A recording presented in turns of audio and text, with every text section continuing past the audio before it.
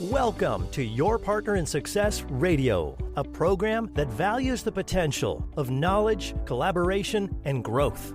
The show is hosted by Denise Griffitts, who is known as an intensely curious nerd in stilettos.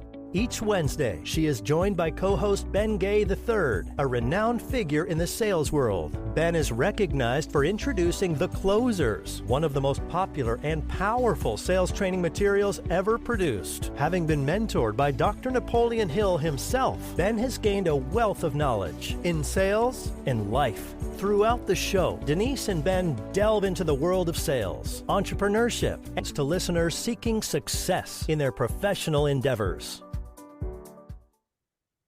Good morning and welcome, listeners, to another episode of the Closers Inner Circle podcast, hosted by Denise Griffitts on Your Partner in Success Radio, and my co-host, Ben Gay III, and we are diving into the world of sales mastery with a gem from the Closers Part 2.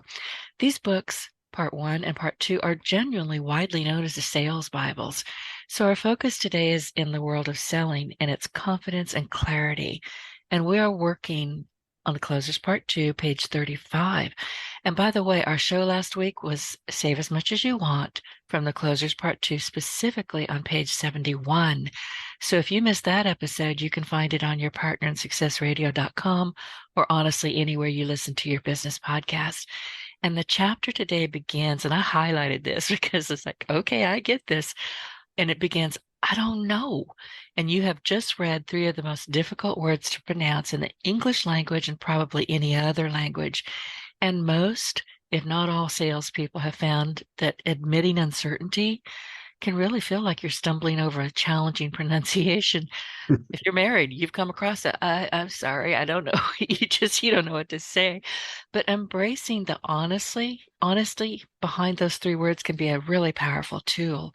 And it opens a door for collaboration, problem solving. We've talked about this before, and building trust with customers and consumers and your husband or your wife. So while I don't know may seem like a sales stumble, it really isn't. It can actually pave the way for stronger connections and a more transparent, authentic sales process. And sales savvy professionals recognize that honesty and transparency are paramount.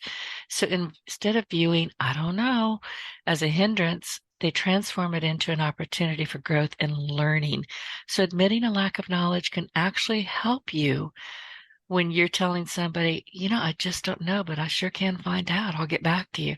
So good morning, Ben. It's Wednesday. Oh, I thought you were going to say Wednesday and give a date or something. No, this is your cue to let me rest my voice and you start talking. All right.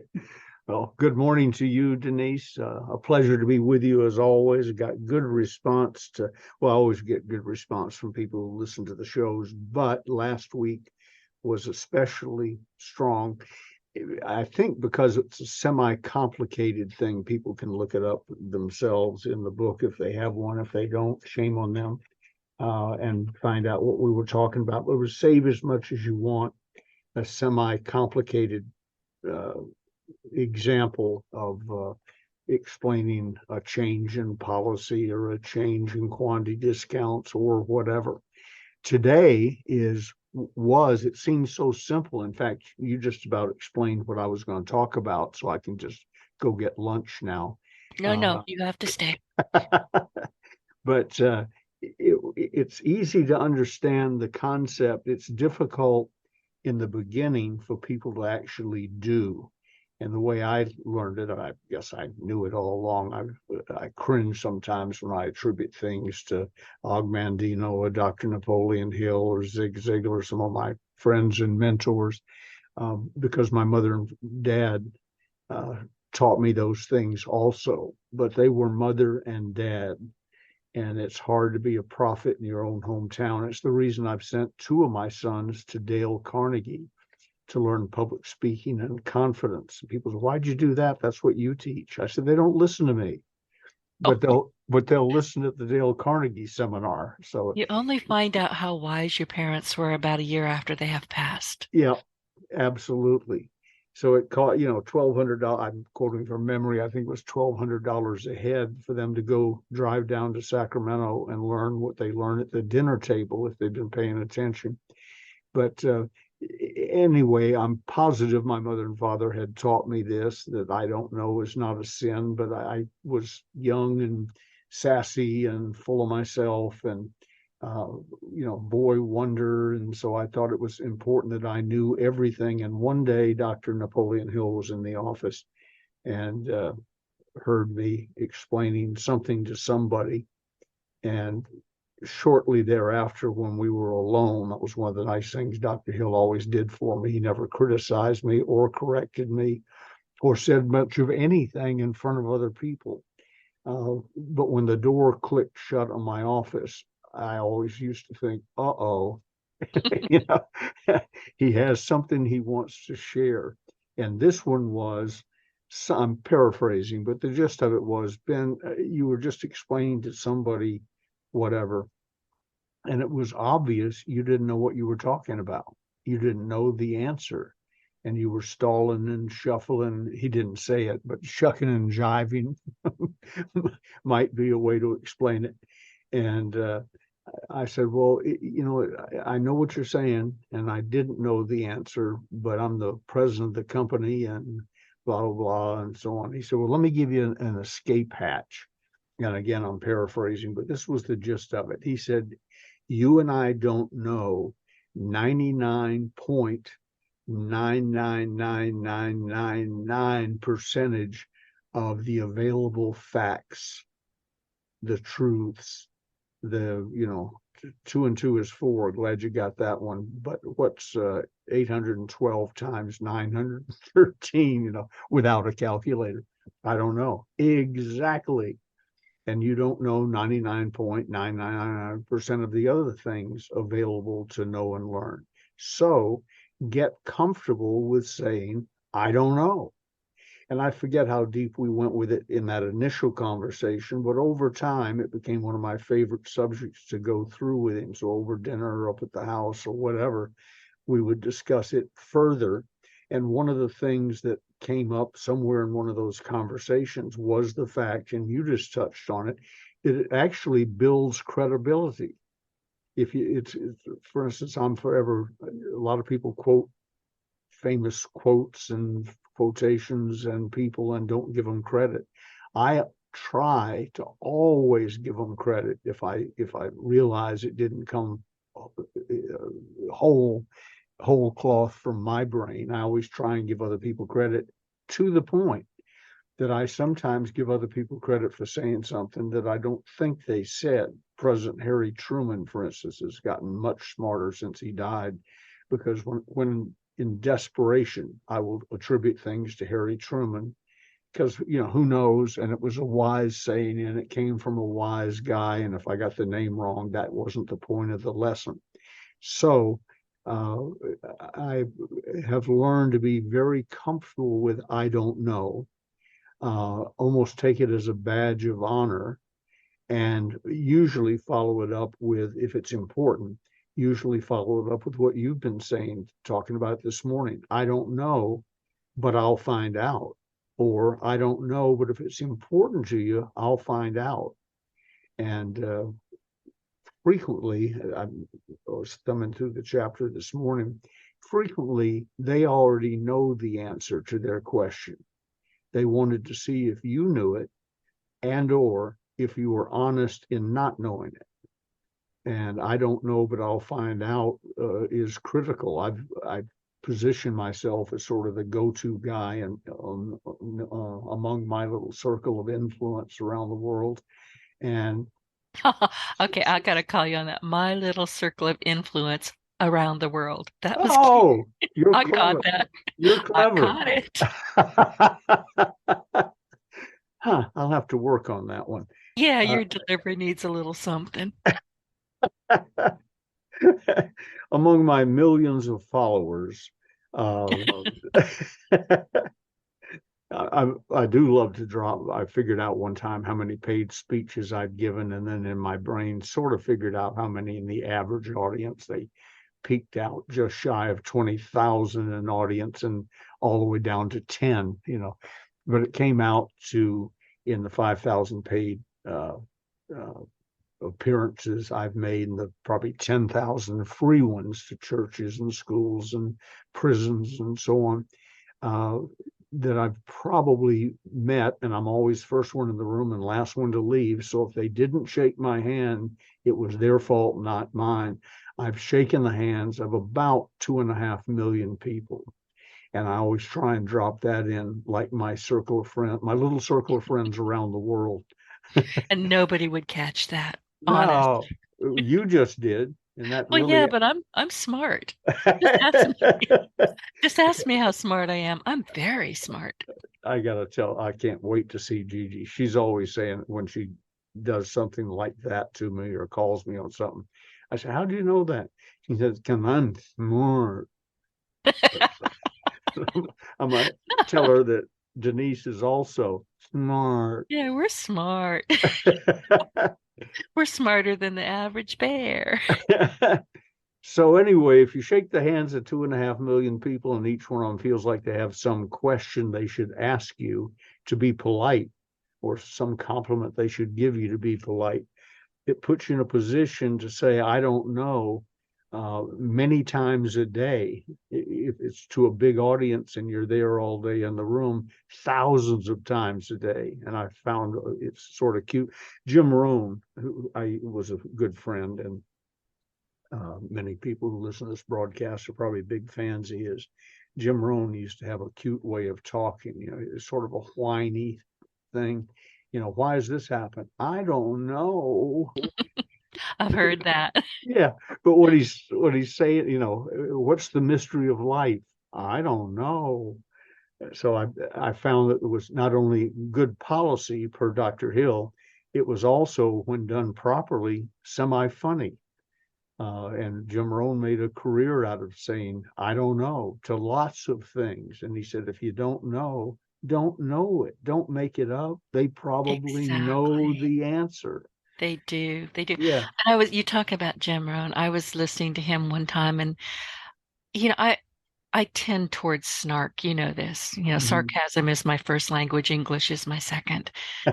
And I'd had enough. This one person, it was somebody I knew, so he didn't get real offended, but he kept asking me basically the same question he would just come back with a way of approaching the same question. And I still didn't know the 18th time.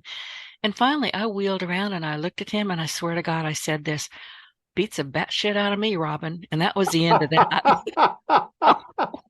That He pretty much stopped. that sums it up, doesn't it? Yeah. Yeah, And yeah. I clapped my hand over my mouth. I said, did I say that out loud? He said, yes, you did. So, okay, I got to go now. For our newer listeners, Denise and I suffer from a problem frequently. When we say something, we hear it for the first time, Yeah. that you hear it. I go, Called oh, no filters.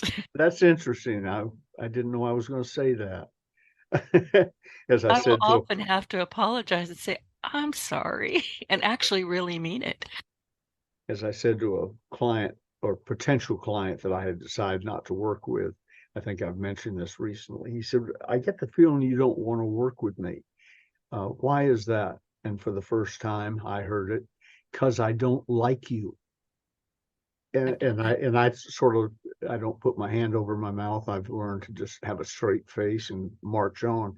But that was one of those, I thought maybe I could have worded that a little differently. too But late.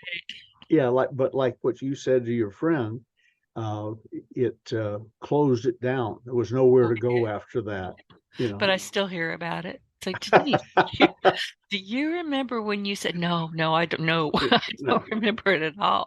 you must Now be it's mistaken. immortalized. Yeah. Yeah. Now it's So immortalized on the radio. somebody else said that.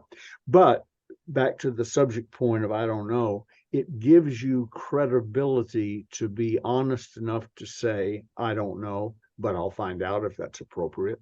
Sometimes I don't know is plenty because the question didn't warrant a lot of follow-up. But with the people who call me as sort of the go-to guy in my little circle all the way around the world, uh, the I'm not going to let you live that down. Just, Yeah, just you know. I've written it down. I can't wait to tell Gigi that I got caught. In my Rolodex, and as our regular listeners know, I literally have a Rolodex. It's about a foot long, I'm guessing, and it has hundreds of cards in it. And I sort of know where to start when I'm asked a question, but what I say is, I don't know, but let me see if I know somebody who does. And I'm flipping through cards at high speed. On some cards, I even have tie-ins, like Danny Cox, who's passed away, but he was a dear friend of mine, a real estate, primarily sales trainer, although he did motivational work and so on. Danny was one of those people who memorized 8,000 quotes. So if somebody says, who was it that said so and so? I said, I really don't know, but I know someone who does. And I flipped to the C's. There's Danny Cox. And if it's worthwhile proceeding, I used to call him and say, Danny, real quick, I got somebody on the phone. So and so said this. Who was it? And he'd give me the answer, and I go back and I say, okay, from my miracle Rolodex, here's the answer to your question. And so it makes you look wiser and smarter and less like a know-it-all, which is also an advantage. And they don't care usually. The flip side of that, if the questions tend to be about something you're selling to somebody, that's a reminder to a God wink, as you would call it. That's a God wink to learn more. Things that I sell on a regular basis, you would be hard pressed to ask me a question to which I don't know the answer. Not because I'm smart, but I decided to sell that product or service. So I also decided to get up to speed as quickly as I could, and then experience. There's certain things like, how do I deal with, I want to think about it. Well, I've never heard that. Well, then you haven't been in selling more than 30 minutes. Because Exactly. we've all heard it. So let's go back to the question. What do you say, or how do you deal with that? And the answer, of course, is covered in Sales Infiltration, page 257 in the Closers Part 2, where you knock down objections up front. I don't wait to hear, I want to think about it. I talk about that's not allowed to start with. You got questions as we go along, fine. Just don't do me the disservice or insult me to listen to me for an hour and then say, I want to think about it. As we go, if something comes up you want to think about, ask me right then. So then when they come up with the standard objections, you can say, well, no, we already discussed that up front. We said, I'll be straight with you, you be straight with me. I'll treat you fairly, squarely, decently by the rules. And you promised just not to say, I want to think about it. I want a definite yes or a definite no. I can deal with either one and get on with my life. What will kill you in selling is maybes. And you certainly don't want to I want to think about it. You don't want to maybe hanging on some fact that you didn't know. Learn how to brush them aside quickly, solve the problem quickly, and make a mental note that they just brought up something about your product or service to which you should have known the answer. Remember it at the Shame, out. Yeah. Sometimes you shame just on not you. recall. You know, I'm one sorry. thing I noticed when I was starting my business, my web development business, and you're young, you're stupid, nobody's trained you. You just need the business, you need to make the money, you need to build your portfolio, whatever your reasons are, you're always going to, if you're stupid, and I was, say yes to everything. Mm-hmm. I found out very quickly that by me not saying, gee, I don't know, and then coming back for another conversation when I was on sure footing, for one, I would lose sales. Two, Sure. or this was worse, I would take on something that I didn't know how to do. So Yeah, the most I be don't careful. know is difficult to say.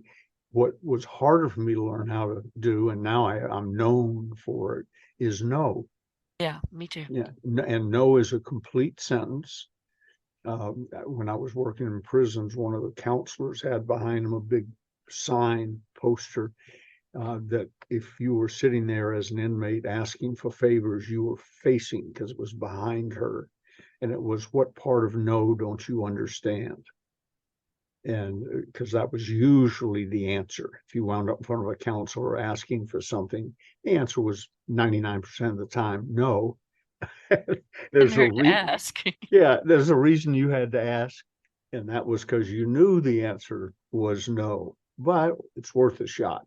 I got all day here. It's not like I'm due somewhere, so let's run it by her and see if it'll work or not. We were talking about Jim Rohn, reminded me of another one of his, two of my favorite stories he used to do. People, he said, people would come up to him in seminars with a copy of Think and Grow Rich under one arm and How to Win Friends and Influence under the other arm, Charlie Manson's favorite book, by the way, I and know. leaping up and down, I'm excited, I'm excited, I'm excited. Jim Rohn said, it's good to be excited, but at some point you got to stop jumping up and down and do something. That was always struck me as classic. And then the other one was how many, for instance, how many sales calls did you make yesterday? Well, when I got up, the kids were sick, and Jim would let them go a sentence or two and then say, excuse me, they just gave me this little square in which to write a number. It will not hold a story. So let me repeat again. How many sales calls or whatever did you make yesterday? And if they started into any other story again, nope, a number. I need a number. And he'd show him the little square on his form. It's a way to do it. You have to look, when I'm having a sales call, and I had one yesterday that was just phenomenal. And we had so much fun. I mean, we really did. He was a warm call because he had been referred to me by our friend Tony Robleski. So it was not, I didn't call it a one and done, but I felt good about it, and he did as well. We had so much fun. We were exchanging recipes about seafood at the end of it. So you never know what's going to happen, but you have to show up. You have to be prepared. You have no excuses. And if you do have to say, I don't know, fortunately, yesterday at no point did I have to say, I don't know, but I would have. Sure. And the sale was made. If somebody hears what you said, they might say, oh, well, that was a lay down sale. Yeah, it pretty much The lay was. down sale comes from knowing what you're doing and being regarded as an authority.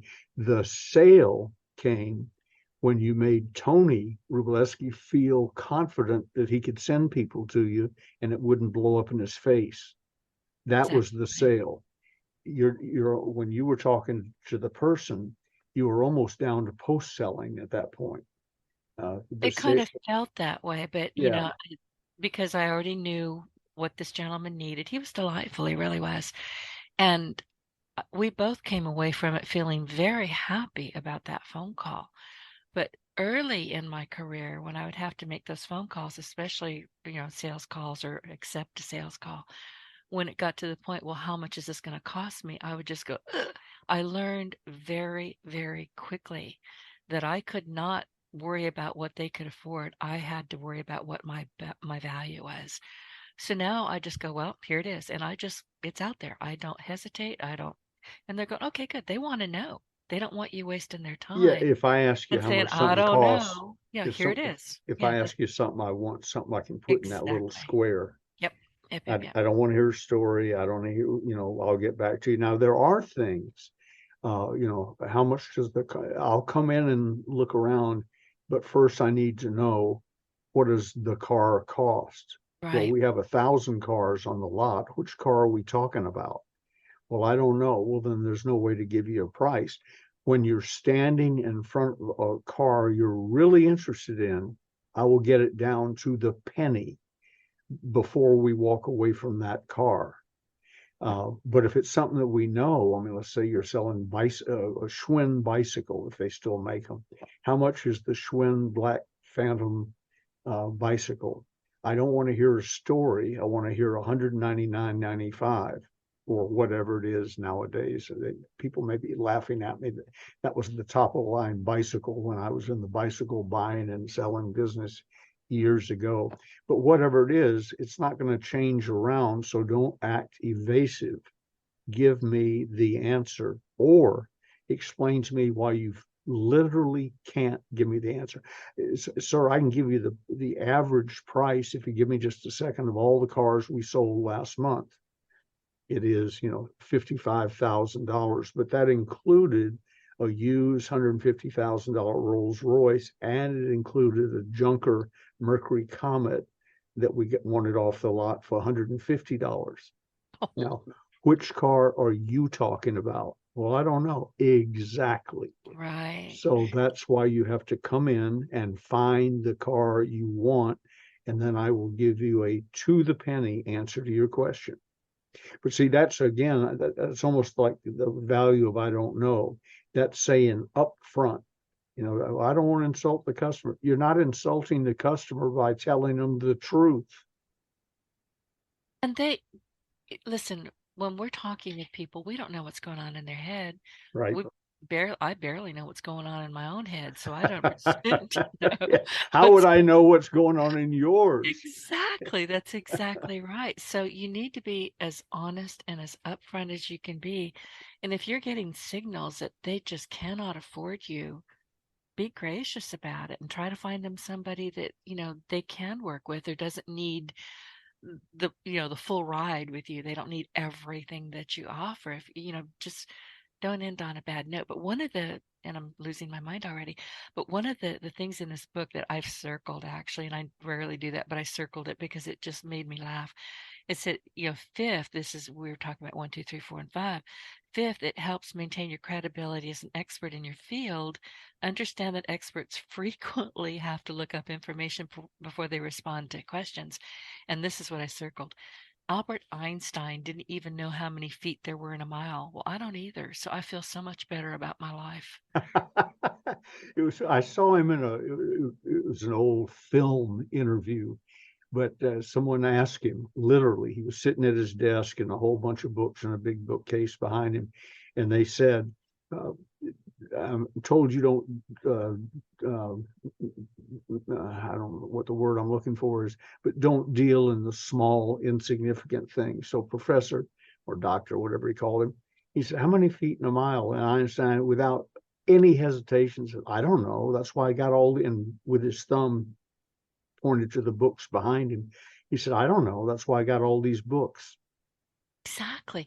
And you were talking about quotes, just a little bit ago. And this gentleman I was talking with yesterday, we got off on a tangent after we had concluded our business, and we talked about Top Gun Maverick. We talked about Apollo 13. He wanted to know, what one of my favorite quotes was. And of course, I went completely blank. And I said, well, I like C.S. Lewis and I love the Stoics. So he quoted one that he said he thinks it was Henry Ford. And I said, no, I think that's Zig Ziglar. And off we went. So who knows? Remember which one it was? Nope. I'd have to go back and write it. I'd have to find out, but it sounded like something Ziegler would have said too. Yeah. There's a lot of those where we all say it too because we heard somebody else say it and it went into our subconscious mind and so on. Wade Cannon, one of my dear friends, passed away now, was a human behavioral scientist and a witty, funny guy. I'll clearing some of the language ahead of time with you one day. I'll tell you some of his really classic ones in front of large groups. But anyway, he told a story over dinner and he wasn't speaking the next day, or he'd already spoken. I don't know. I didn't feel imprisoned by keeping it secret. So I got up the next morning and I told his story or gave his example or something without attribution. And when I came off and maybe we were having lunch, he said, Ben, you said blah, blah, blah. And I said, yeah. And he said, that was my story. And I said, oh, yeah. I said, I'm sorry. I didn't mean it. I was, next, let's get on to the next subject. And he said, let me tell you how to steal stories. The first time you say it, say, as Wade Cannon once said, blah, blah, blah. As second time you tell it, say, as someone once said, blah, blah, blah, blah. And the third time you can say, as I've always said. I said, that's a good idea. He said, it's a good idea, but you didn't do it. Oh. So it wasn't really verbal plagiarism. It was just out and out theft. Yeah, Okay, absolutely. gotcha. And that's where we all got started. Everybody borrowed something here, changed a word or two, or what have you. And after a while, you sort of forget that maybe you didn't come up with it to start with. I gave a speech for years called I Am. I still use it occasionally, but the point was don't set goals. Someday I will be, blah, blah, blah. Claim them now. I am, blah, blah, blah. And, and so on. And among the people who had to listen to that speech, dozens, if not hundreds of times, was Bob Proctor. Right. You told me about him. Let's Yeah, keep going because that's fascinating. he borrowed it and bought a copy of Think and Grow Rich. He never met Dr. Hill and built a career and gave a speech and wrote a book based on I Am for me. And I read through the book at high speed to see if my name was mentioned. Was not. And nor did he ever mention that he never met Dr. Hill, which is my fault because they both worked for me at the same time. And it just never dawned on me to introduce them. One was living in the United States, the other lived in Canada. I got all sorts of excuses, but I just didn't know. And anyway, while telling how I Am developed one time, including part of that story, somebody came up to me afterward and said, are you a religious person? And I said, well, I'm at least spiritual. I believe in God and I believe in Jesus and so on. I don't go to a specific church every week. And I said, well, next time you're in church, if you don't have a Bible, pick up theirs and look for maybe in the index, look for I Am. Well, it turned out it's mentioned in the Bible several times. And it's I am God. Yeah. That's exactly when you were talking. I went, I know what that means. It's a God reference. And there's a large religion that has I Am built into their name. And so on. So now I'm thinking back, I wonder how many times I've told the I Am story that I created, came up with spontaneously, I thought. Probably heard it somewhere when I was in prep school. It was a Episcopalian prep school. Maybe they mentioned it and I put it in my subconscious and then thought it was mine when I rediscovered it.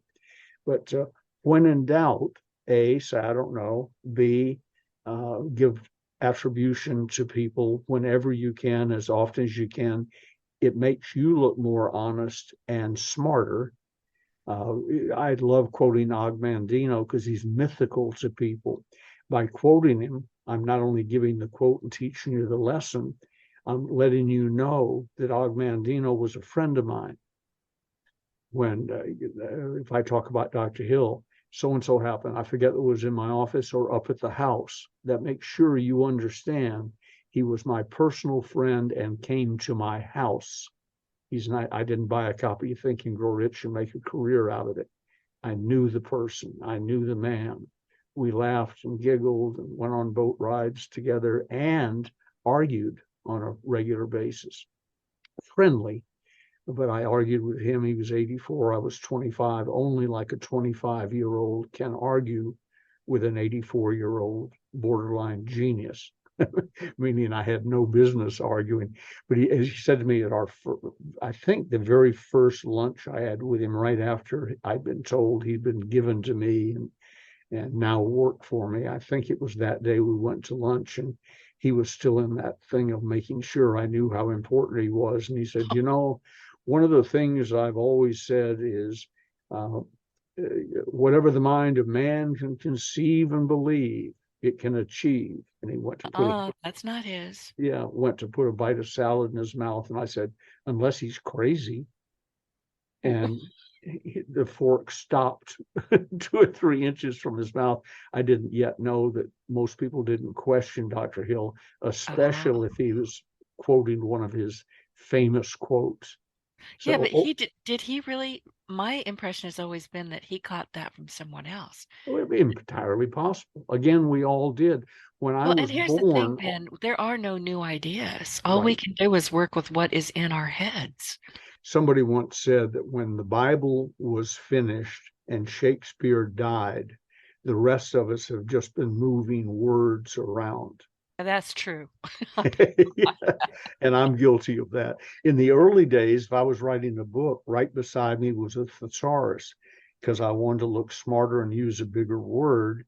So I had the word I knew with my limited education. Then I looked up with thesaurus and see if I could find a longer word that might impress people more. Or Having confuse forgotten, them. Yeah. having forgotten what my senior year English teacher taught me right before she had me win the state writing championship, thanks to her, which was write at a sixth grade level. And she said, so you don't lose anybody. And then she patted me the arm. She said, fortunately, that won't be difficult for you, Ben. Ow. Yeah. Oh. See, I tell people, and I build websites. I do a lot of writing. I do a lot of churning out of social media. And I frequently have to say, Denise, keep it Homer Simpson stupid. Mm-hmm. Because, people, it has to be quick. It has to be a bite that they can, oh, okay, I remember that. That's a good quote. If you make your words too long, too word, and I can. I mean, I've been reading since I was 3. I could churn out some stuff that would look beautiful, wouldn't be readable. Yeah, people's eyes would cross while they were Yeah, trying to they figure out. would. Yep, they I would. don't want my readers to have to get out their thesaurus to figure out what I said. So I try and simplify now. Somebody, and I don't remember who, but I first heard it in the Outward Bound film, the camp Outward Bound. They had a recruiting film that was magnificent. I used to show it in seminars as a motivational tool. But he said, whoever it was narrating and doing the film, he quoted somebody and said, our job in life is to take it by the horns and reduce it to its lowest common denominator: simplicity, simplicity, simplicity. And I've thought Or of that. if you want to take it even further, keep it simple, stupid. Yeah, Keep It Simple Salesman was a famous recording done by my friend Fred Herman from Cedartown, Georgia. He was a famous sales trainer in his day. And he was working on a runway, out into the audience 40 feet and so on. And my job was to sit at the end of the runway holding up a mic on a stick. There's probably a more technical word for that, to get what he said when he came down to that end. And that was Keep It Simple Salesman. So every time Hmm. somebody mentions it, I drop in. I held the microphone for that one. Yeah, I was there. Yeah. He Cute story about Fred Herman. We were all having lunch one day by J. Douglas Edwards, Dr. Hill, whoever, I don't remember who was there, but a bunch of people sitting around the table swapping sales stories. And the subject came up, worst thing that a salesperson ever did to you. And Fred Herman said, and Fred was popular and a wonderful guy, but he was never he wasn't Tony Robbins. So he never made that kind of money, even adjusted for inflation. And he started talking about the guy who came to Cedartown and called on him and cost him millions of dollars. And he got red in the face talking about it. And I'm sitting there thinking, how did you lose millions of dollars when I know you didn't have millions of dollars? And I forget if the subject came up by somebody or he volunteered it, but it turned out what he meant was the guy who came to Cedartown, Georgia in the 50s, I'm guessing, was selling mutual funds. And Fred said he cost him millions of dollars because he wasn't good enough to close him on Oh, buying mutual funds, dollar cost averaging. gotcha. And so his complaint was legitimate. I just misunderstood how it came about. Well, that's bad sales. I mean, he wasn't listening or paying attention to Fred and not understanding what Fred didn't understand. He Right. didn't get him to that point.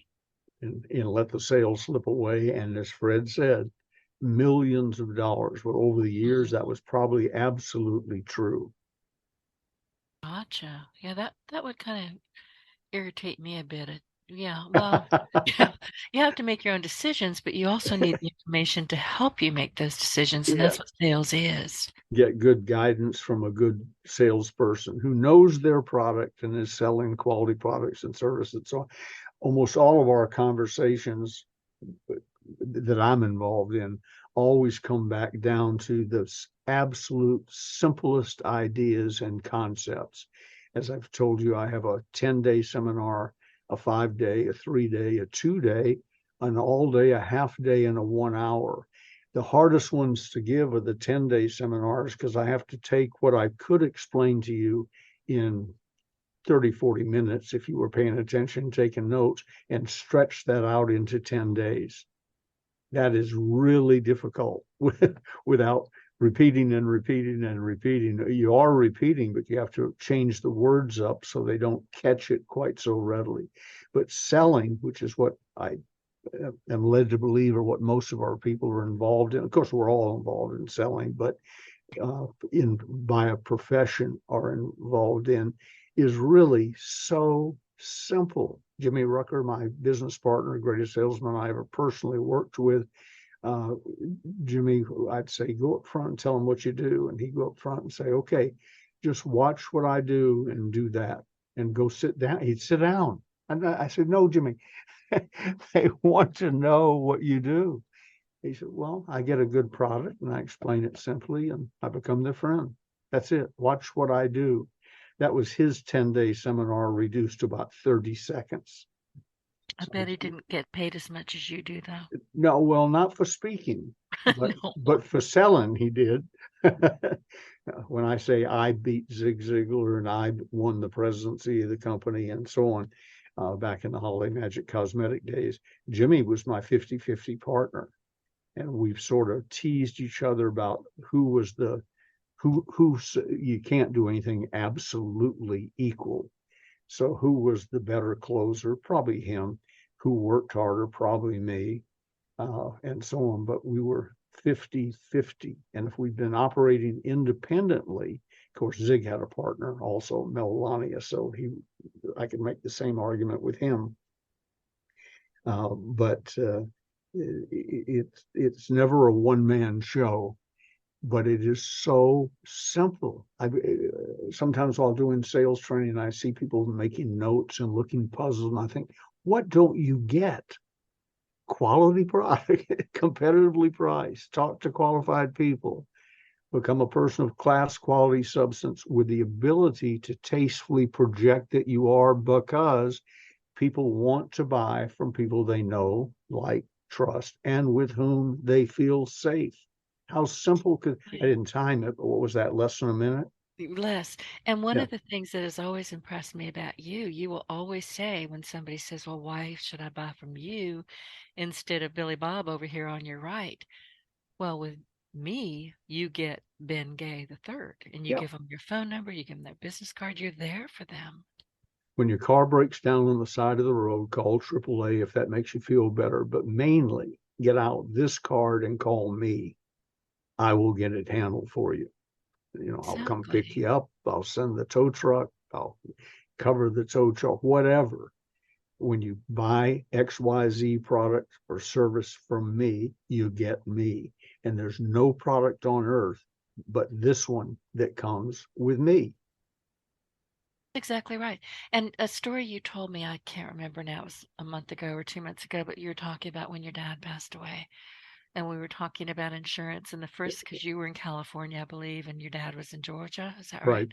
Yeah. And the first thing you did was call this man that you knew well. He was your dad's insurance agent, and he stepped up and he took care of it. Tell the rest of the story, because I get a little teary-eyed about it. Well, his name was Phil Gage, and he was with Massachusetts Mutual. And Dad played golf with him. He was sort of, always part of my life, if only socially twice a year or whatever.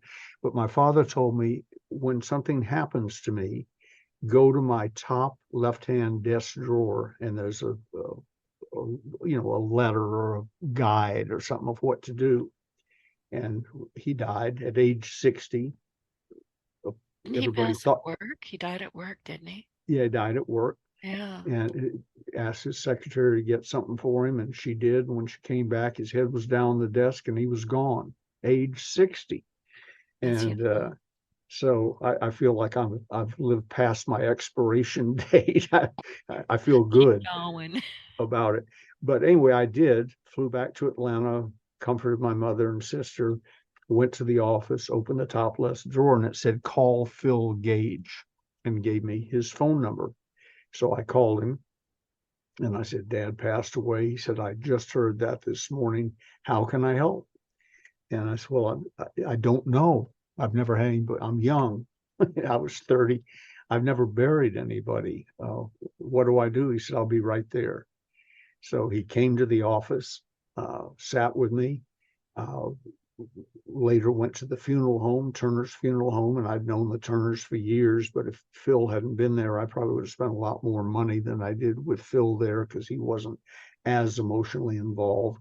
Handled that, went to the house, picked out the clothing that he and Mother wanted Dad to wear at the funeral, and lots of other things. And then said, okay, give me he said, he has a folder here somewhere with all the policies in it. He said, give me that. And I got it and I gave it to him. And then a few days later, the checks started arriving. Combined insurance, 50,000, so-and-so, 40,000, whatever. And as I got ready to leave 10 days later to go back to California, I said to Phil, called, how's it going? I said, fine. The only thing, Phil, that I haven't gotten, oddly enough, is a check from Mass Mutual. And I'm not whining and complaining, but I would have thought that got here first. He said, oh, Ben, your father hasn't had a policy with me in years. The list you got was written the day he bought a policy from us. But as time went on and you left home and started doing well, and your sister left home and got married and so on, he didn't need that much insurance. So I cut out those policies he wouldn't need, just to make sure that he was covered at the end and that your mother would never have to work a day in her life. And that's what I've accomplished. So there is no Mass Mutual check coming. I said, you did all of that for nothing? He said, not nothing. He was a good friend. And I promised him I would. So that's the reason I did it. And the punchline as a sales story to that, in my opinion, is Phil told me later that although he'd make all the $1 million sales clubs they had to offer, if he didn't ever make another sale other than the referrals I sent to him by telling that story all over the world, more importantly, all over the United States, he said, I could live on that very well. People are always calling me and saying, you don't know me, but Ben Gay said in a seminar, just told me this story about when his dad died. I want to do business with you. And see, between him and not Zig Ziglar, Dr. Napoleon Hill, you have had some mentors that have, they're famous in their own right. Absolutely. Several of them more famous than me, but they all work for me. Right. So, I think I told you one time we're up at the house, Dr. Hill's there, Earl Nightingale's there, maybe some other people milling around. And I told them the story about when I joined Holiday Magic, my sponsor, Bill Dempsey, gave me a copy of The Strangest Secret, the record, The Strangest Secret, which is sitting right here on my desk. It was recorded in 1956 by Earl Nightingale. And he gave me a copy of Think and Grow Rich. It wasn't historical. I now have one of those too. But he just gave me his copy. And he said, you're young, you're inexperienced, read this book, listen to this record until you got it. So 2 years later, I'm president of the company, and we're sitting in this big house in Marin County and looking out over San Francisco Bay. And one of them, Dr. Hill and or Earl, said, well, did they help? And I said, well, and I looked around the room and they started smiling because apparently it had. And I said, and you both work for me. So what happened, Denise, was I got, through luck, I wasn't trying to win a contest. I was trying to do well, and that was good enough to win the contest and the mystery prize. Mystery prize, it turned out, if William Penpatrick liked you, the mystery prize was presidency of the company. He told me if he hadn't liked who won the contest, he would have changed the prize. as it was, I became president. Zig got a Rolls Royce. Next guy got a Lincoln Continental, and so on. But I wasn't trying to win it. I was just trying to do well. But that put me in the catbird seat in the mid 60s to late 70s. If you were anybody in the sales and speaking world, you were trying to get in tight with Holiday Magic Cosmetics. We were the largest direct sales multi-level company in the world, us and our subsidiary companies, grand total. 7 major companies, including 2 major seminar companies, and each of those was in 20 different countries. Therefore, I didn't meet Napoleon Hill by accident. I was in the right spot. Whoever was president of the company would have met him. I didn't meet, of course, Zig I knew because we joined the same business on the same day and competed good-naturedly for years. Og Mandino came to the office to figure out how to get close with Holiday Magic Cosmetics. And there I was. You had to see me.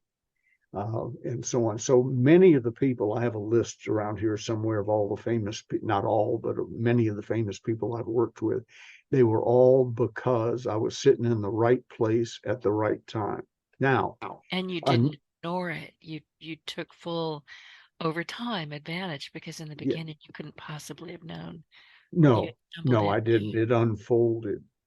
I remember it was like the sun coming up. It doesn't come up, bang. It comes and the light comes on, and somewhere along in that process, I remember thinking, damn, this is a good place to be. Somebody asked me one day, how'd you meet, fill in the blank. I don't remember who they were asking about. Let's say it was Og. How did you meet Og Bandino? I said, I had to go to the bathroom. And they said, what does that mean? Well, I got up from my office and went down the hall to the bathroom, and there he was.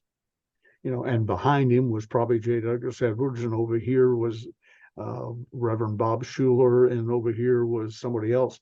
I was in the right place at the right time, the catbird seat. Right. Now, what I started to say was enough about me, which many of our listeners have probably come to that conclusion. Please tell me what you and Mr. Brown are doing in the podcast world with your new program, which is about to launch. I mean, it is like next week or something. Tell them what you can do for them. And before she even starts talking, let me tell you, I totally endorse anything they're doing. Denise and I are on one day out of 7, we're partners for an hour or so.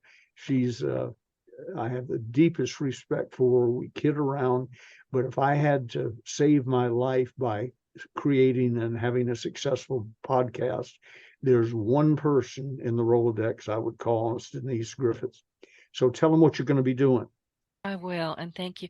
And before I launch into that, because I need to gather I had a chat this morning with David Brown, and just because we kind of pick each other's brains, by accident sometimes, and just out of the blue, he asked me a question. I went, oh, geez, something neither of us had even thought about. And it was critical. So we're reworking a little bit, but I was like, where did that come from? Why didn't we already know this? But it's out there now. We're both working on it. So thank goodness for that. But what I wanted to say about sales, and, we talked a bit about, Mr. Gage, and we've talked about Jimmy Rucker, and we've talked about so many people, Dr. Napoleon Hill, but not Jimmy Rucker, Phil Gage, and you. I mean, I think what a lot of salespeople don't really give much thought to, and I wish they would, is that how they behave now, how they help and assist now, whether they make the sales or not, that's going to linger with people. They're going to remember you 10 years down the road. Yep. Or after you're gone. So what I'm trying to say, and probably trying to say it poorly because it's kind of churning around in my head, is that sale is important. Yes, it is, but it's not the only thing that you need to be paying attention to. You need to show up, listen, learn, be of assistance. If you don't make that particular sale, you may not ever hear from this person again, but they may be at your funeral. You just don't know. Does that And make any sense at all? yeah, I'm stuttering a bit with that. the person Tony Rubleski sent to you is proof positive of that. Uh, you said or did and performed in such a manner that he felt comfortable in recommending you. I talked to hundreds of people over the years where the conversation starts out, you don't know me, but Right. so and so told me that and that I'm supposed to come see you. I tried to become the Phil Gage for a lot of people. And it's You've worked. done it. You It's have done because it I had today. good models and I paid attention to the good models. Phil That was Gage my among point. them. Yeah, that's what I was trying to say. But sales are important, especially if you've got a mortgage to pay next week or just whatever's going to happen. But you can't just focus on, I've got to make that sale today. I've got to make that sale today. You need to have a relationship of some description with whoever you're speaking with. And But stay in mostly, touch through drip yes, marketing. Stay in yes. touch. Now, you don't have to write out a handwritten card every few minutes, but you can always stay in touch. I like in my emails and Facebook comments and so on too. I try and project something that's funny and or valuable, something I think will help them. But what I'm really saying behind the scenes with malice and forethought is I'm Ben Gay and I'm still alive. Right. And you posted something. I love the ones where out of your binders and your notebooks, you posted something yesterday about J. Douglas Edwards, and I made a mental note to go find that book on my multiple bookcases because you wrote the most lovely. When you sent that book to me, you wrote I'm paraphrasing, but I think it said, Denise, he would love you. He would have Yeah, loved you. And he oh, would have.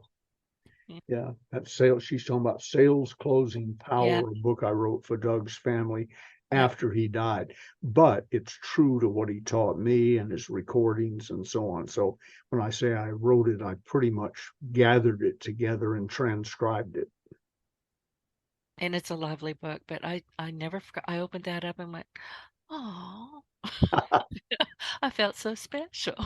Well, listen, and thank you for asking about Get Your Voice Heard, which is what I'm working with David L. Brown. He's the business plan answer man, and you can find him on www.businessplan-answerman.com. But it has occurred to us over the last year, we've been talking about this, and we're finally ready to kind of get out of our own ways and launch it. But there are so many people coming into the podcasting industry right now as a guest or as a host or both, and there's so much that they just don't know. And we want to keep it simple. Keep it simple, stupid. We don't need to burden you or overburden you with a lot of different things that you're not even sure what those things are. What's an RSS feed? I know what it is, but do you? So, we need to talk with people. So, we're going to be doing a lot of one on one working with people, but our goal is to equip podcasters with the skills and the confidence that they need to make a very real impact in the podcasting world and in the business world. So we're calling it Get Your Voice Heard, but just kind of, keep an eye on us. We're going to be sharing the details on yourpartnerandsuccessradio.com and on businessplansanswerman.com. And we're going to be asking our friends, you, Tony Robleski, we know a lot of people to say, hey, can you take a look at this and push it out to your audience? And I sat down the other day and I started thinking, oh, I've got that, that, that. And after about 50 people, I went, do I know 50 people? Apparently I do.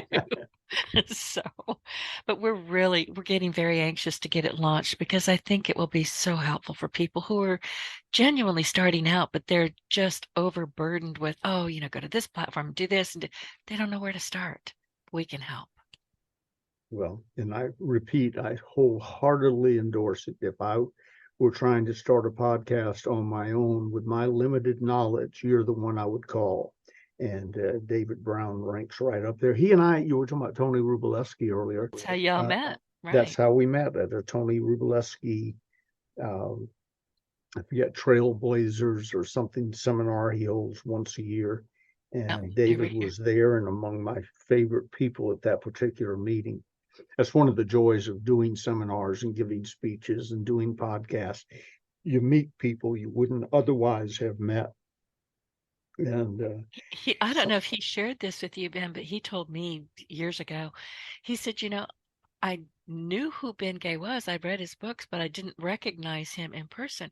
He said, I sat next to him for a day or two before I realized who I was sitting next to. He said, and then he went, that's Ben Gay. Oh my God, that's Ben Gay the third. Well, he's a neat guy. I've recommended him numerous times, He's and great. he's one of those people like you who is comfortably honest and comfortably competent. Oh, that's nice. That's so better than Denise. Stop talking. That is so, Shut up, Denise. yeah, you're getting in your own way. Knock it off. Thank you. That is so that you're very, very kind. But listen, we're going to run out of time very quickly, and it's always fascinating talking with you. What are we chatting about next Wednesday? And do you know Well, it's but Christmas? because we were talking about Tony Rubleski, I will give you his favorite chapter in the Closers Part 2.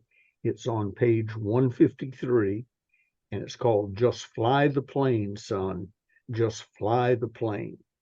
And that comes from a flight instructor I had years ago who tricked me into understanding that lesson. And I'll explain that next week. But just fly the plane, son. Just fly the plane on page 153 in the Closers Part 2. Got it. Now tell people where they can get these books, and I will tell anybody who will listen to me long enough. If you don't or have not created your own entrepreneurial library, no matter where you are in your career, whatever it is that you're doing, you need books, you need mentors. And if you can't afford a mentor, you can find us. We're all over the place. And I'm a mentor in many ways. Ben definitely is a mentor. And, we're putting out enough content that you should be able to learn from us if you really want to. But that being said, books, make sure that you start your entrepreneurial library. And the Closers Part 1, the Closers Part 2, and J. Douglas Edwards books, they're in I've got certain sections in these bookcases. I've got Zig Ziglar, I've got you, I've got several books that they don't budge. They're going to stay on that shelf. That's where I go all the time. These are the books that I'm constantly grabbing. So Ben, tell people where they can find your books. Yeah, and a lot of times when I refer them to the place I'm going to give you, I sort of know names, and when I get the daily report, I'll see that they bought, but they went to Amazon out of habit, I Oh, guess. right. I'm going to give you a site where the prices are lower and the shipping is free. Neither is true at Amazon or even at my own website. So if you want any of my material, go to stores, stores ebay.com /Ronzoni Books, RONZONEBOOKS, obviously all one word, stores.ebay.com /Ronzoni Books. And I vouch for that company because Ronzoni is Gigi, my wife's maiden name. She does it, she runs it, and she's undercut my pricing, which wasn't part of the deal when I originally agreed to let her carry them on her site. But anyway, do it, and you'll get more out of these talks when you can hear it. And then if you haven't, we always give you a week's warning. If you haven't already, read the chapter we're talking about, because there's obviously more depth there. But just fly the plane, son. Just fly the plane. You'll get a lot out of it. Tony Rubleski has almost built a career on it. He never gives a talk that he doesn't spend some time on that chapter. I did not know that. I'm going to have to harass him about that. No, that's the wrong word. I'm going to have a conversation congratulating him on being so intelligent to take that and run with it or something, somewhere in between. Who knows what I'm going to say? But listen, thank you so much. And there was something else I wanted to ask you, but we are, oh. I know it was, is your mentorship, is that filled up? Because the last time we spoke offline, you were getting filled up pretty quickly. Or you still have room, or you going to I start a don't new have one in any I don't have any 2024? openings currently, but because I work closely with these people and they're friends of mine after the first they're clients, then they become friends. I know of 2 openings that will be coming up at or around the first of the year. That's what I thought. We've achieved our goals, and they're riding off into the sunset with a lot more money and experience than they had before. And to find out about that, just shoot me an email. It's B as in Ben, F as in Frank, G as in gay, the number 3, BFG3 at directcon, DIRECTCON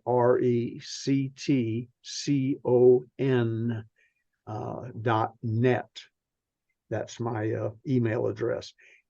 And just put somewhere in it, you don't have to write a big thing, but somewhere in it, in the subject line or whatever, mention mentoring, and I'll send you the details about the mentoring thing. And I repeat, I don't have any openings right now, but I'm about to have 2, I believe. Excellent.